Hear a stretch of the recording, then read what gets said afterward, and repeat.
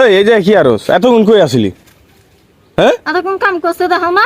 কি কাম করছস? মরিচ গাছ লোকাইলাম, মরিচ গাছ কই? তুমি দেখো না? কত কম কইতে কইছি না? কত কম? আবার কি কাম কইতো? হ্যাঁ কত কম কইছি না? কত কম? আরেকটা কথা কবি না। আও স্যার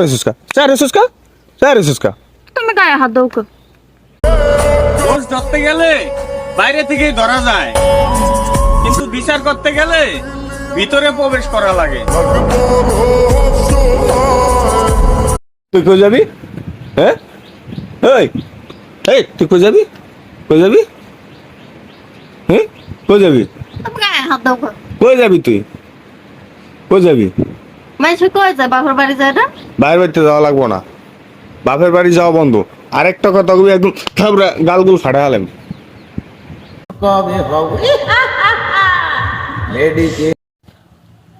হ্যালো দর্শক, আপনারা দেখতে পাইতেছেন আমি এখন মানে আপনাদের একটা বিশেষ কিছু উপহার দিব। আমাদের সেই আপনারা দেখলেই বুঝবেন যে এটা কি। আসেন।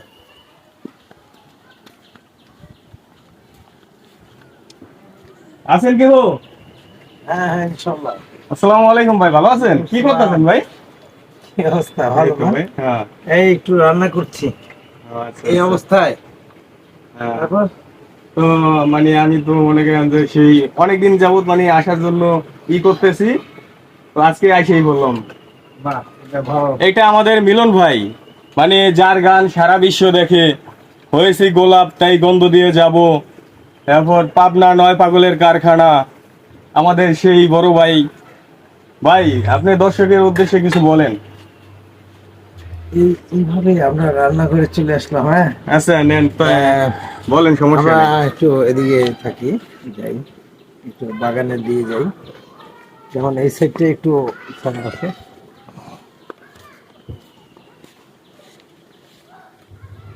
এদিক থেকে নিও, তুমি এদিক থেকে নিও।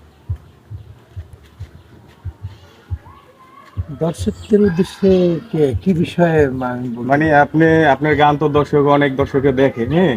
তো আমি আজকে চলে আসলাম, মানে দর্শকের বিষয়ে কিছু বলেন যে আপনার অনুভূতি গুলো কিরকম। অনেক দর্শক, লাখ দর্শক দেখছি যে আপনার ভিডিও দেখে, পরে আপনার এই গানগুলো শোনে। আমরা তো সেই 2000 মনে হয় যে 7-8 থেকে আপনাকে চিনি, হ্যাঁ। তখন ওই অডিও গান শুনতাম আর কি। তা আমি এটাই বলতে চাই দর্শকের উদ্দেশ্যে যে আপনারা সবাই ঈদের পরে কেমন আছেন। আশা করি সকলেই ভালো আছেন।